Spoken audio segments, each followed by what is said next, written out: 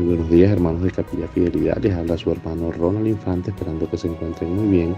Y vamos a estar compartiendo en el libro de Génesis capítulo 37, pero antes vamos a hacer una oración agradeciendo a Dios por todo lo que hace en nosotros. Gracias, Señor, por tus bendiciones, por tu amor, tu misericordia y tu bondad por cada uno de nosotros. Te pido que tu palabra sea de bendición para tus hijos y que podamos nosotros comprender lo que tú quieres hablarnos en esta hora. El título de este capítulo: un soñador que fue vendido como producto de mercado. Y vemos en Génesis 37 del 1 al 4, habitó Jacob en la tierra donde había morado su padre, en la tierra de Canaán. Esta es la historia de la familia de Jacob. José, siendo de edad de 17 años, apacentaba las ovejas con sus hermanos, y el joven estaba con los hijos de Bilha y con los hijos de Silpa, mujeres de su padre. E informaba José a su padre la mala fama de ellos, y amaba a Israel a José más que a todos sus hijos, porque lo había tenido en su vejez, y le hizo una túnica de diversos colores. Y viendo sus hermanos que su padre lo amaba más que a todos sus hermanos, le aborrecían y no podían hablarle pacíficamente. Así comienza una de las historias de vida más notables de la Biblia. Él fue amado y odiado, favorecido y abusado, tentado y confiado, exaltado y humillado. Sin embargo, en ningún momento en la vida de 110 años de José parece no tener los ojos puestos en Dios, ni deja de confiar en Él. La adversidad tampoco permite que se endurezca su carácter, la prosperidad no lo arruina, y él era el mismo en privado como en público. Fue un hombre verdaderamente grande. Podemos decir también que Enoc muestra el camino de la fe. Noé nos muestra la perseverancia de la fe. Abraham nos muestra la obediencia de la fe. Isaac nos muestra el poder de la fe. Jacob nos muestra la disciplina en la fe. Y en este sentido podríamos decir que José muestra el triunfo de la fe. José nunca se quejó y nunca hizo nada que comprometiera su fe delante de Dios. Este capítulo se destaca por el conocimiento que se nos muestra de una familia obviamente con muchos problemas. Desde el principio tenemos la impresión de que José es una especie de niño mimado, consentido, a quien no le importa acusar a sus hermanos delante de su padre. El favoritismo de Jacob hacia José era evidente para todos, incluyendo para el mismo José y sus hermanos. Como una muestra externa de esto, él le dio a José una túnica de diversos colores. Esto significó una posición de favor, una posición de príncipe. Era una manera dramática de decir que era el hijo que recibiría posiblemente la primogenitura. La verdadera idea detrás de la antigua frase en hebreo para túnica de diversos colores es que se trataba de una túnica que se extiende por todo el cuerpo hasta las muñecas y tobillos. En comparación con las que eran más cortas, esta prenda no era la que llevaba un hombre de trabajo, más bien era una prenda de vestir para los privilegiados y los que tenían un mayor estatus social. El favoritismo de Jacob hacia José era una fuente obvia de conflicto en la familia. Los hermanos naturalmente le aborrecían porque el padre siempre lo favorecía. Vemos desde los versículos 5 al 8 el primer sueño de José.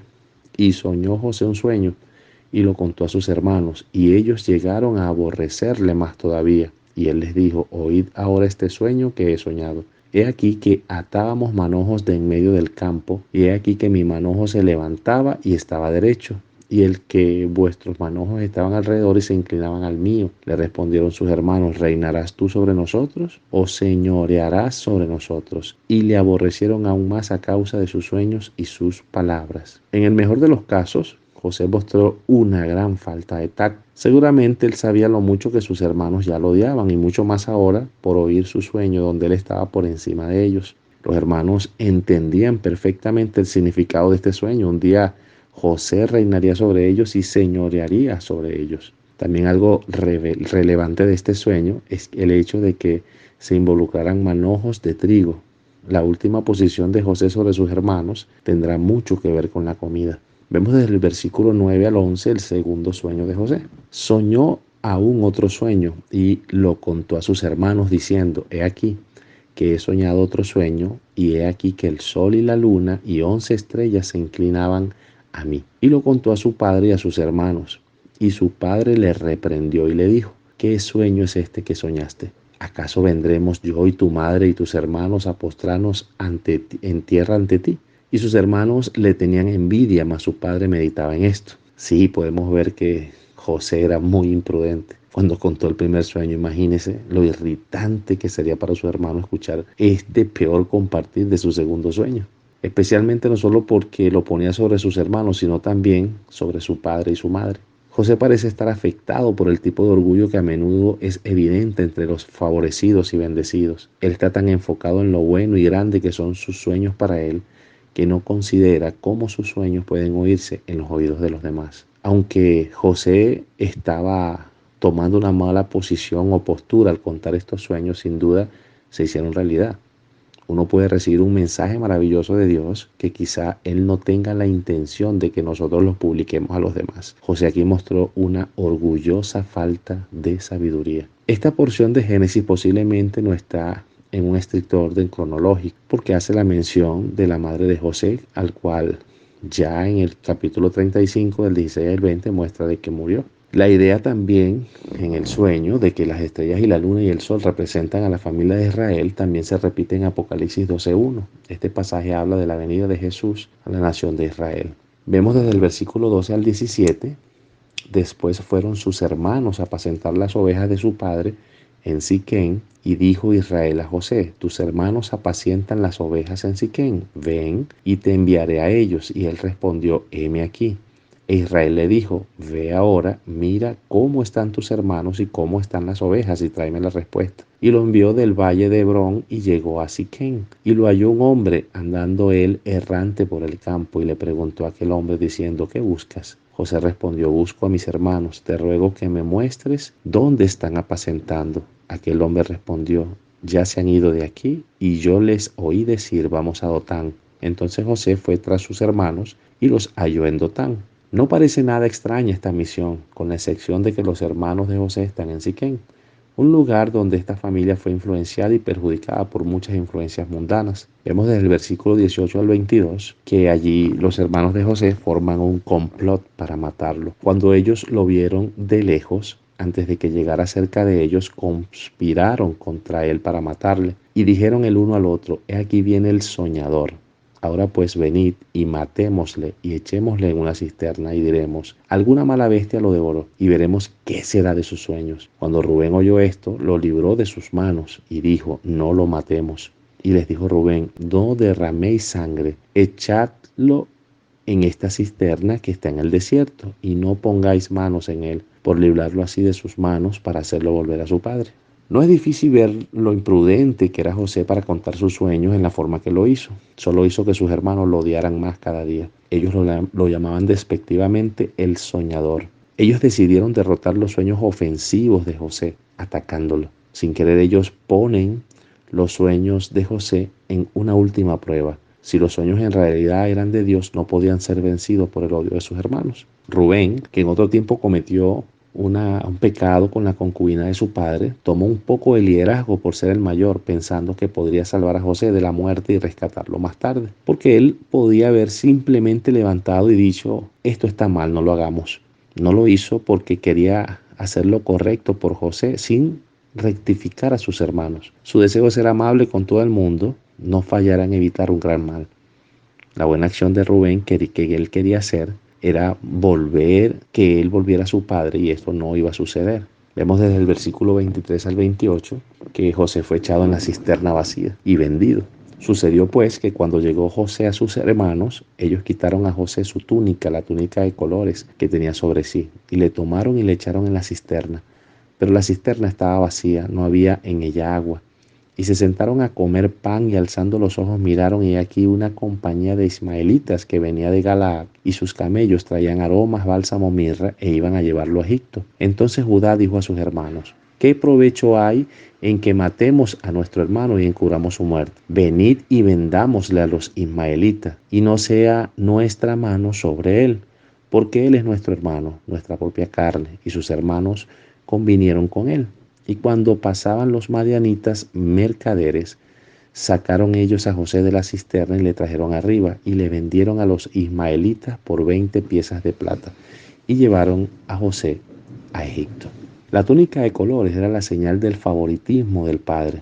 Los hermanos deben haber tenido un placer perverso al arrancársela a José, y debía haber sido particularmente doloroso para José que se la arrancaran. Cada creyente en Jesús tiene la seguridad del especial favor de Dios para con su vida. Ciertamente muchos enemigos espirituales quieren arrancar del creyente la seguridad del poder y del amor de Dios en la vida del creyente.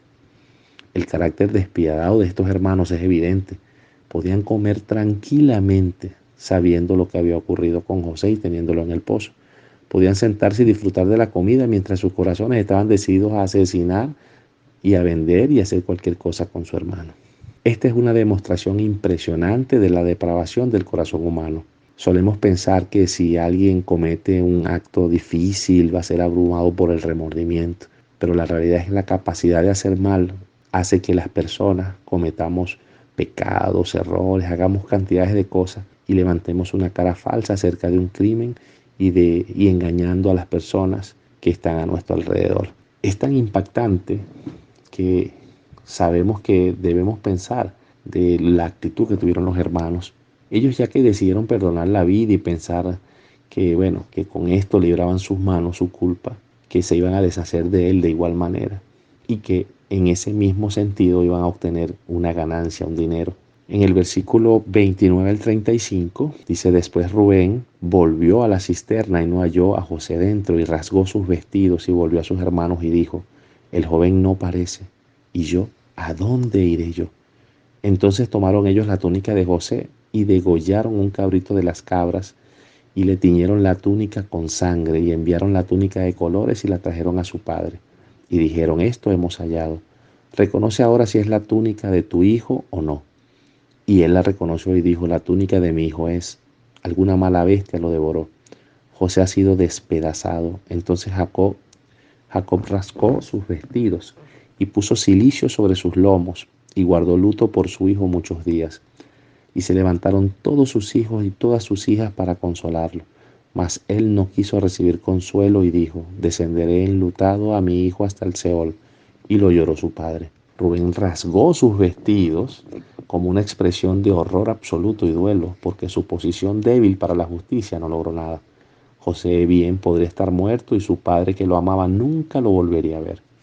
Esto demuestra la crueldad de los hijos de Israel, que no solamente se dirigía hacia el hijo favorito, sino también hacia el padre que lo favoreció. Esto era a la vez una manera cruel para traerle las noticias y una mentira sin conciencia. Esto era una expresión de horror absoluto, duelo porque su hijo amado se había ido. Su dolor es comprensible, pero su incapacidad para ver la verdad de la vida eterna no lo es. Esta es también una poderosa ilustración del principio de que si creemos que algo es, entonces así será. José no estaba muerto, pero siempre y cuando que Jacob lo creyera, José estaba muerto en lo que concernía a Jacob.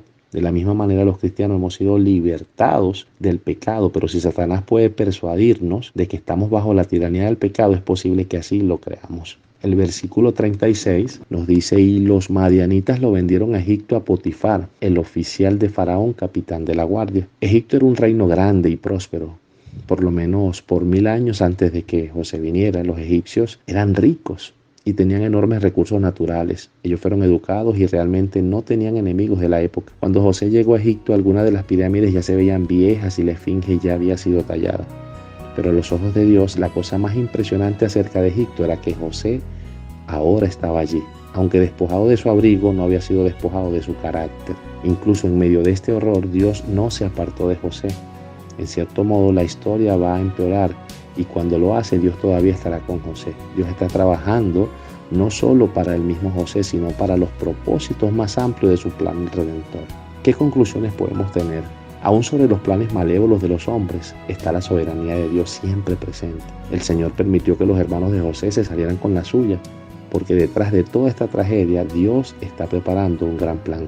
Mientras los hermanos creían que se les había cumplido el sueño de deshacerse de José, en realidad el sueño que comenzaba a tomar forma es el de José. Dios llevó a José a Egipto como esclavo para convertirlo luego en el líder que salvaría a esta nación y también a la familia completa de Jacob.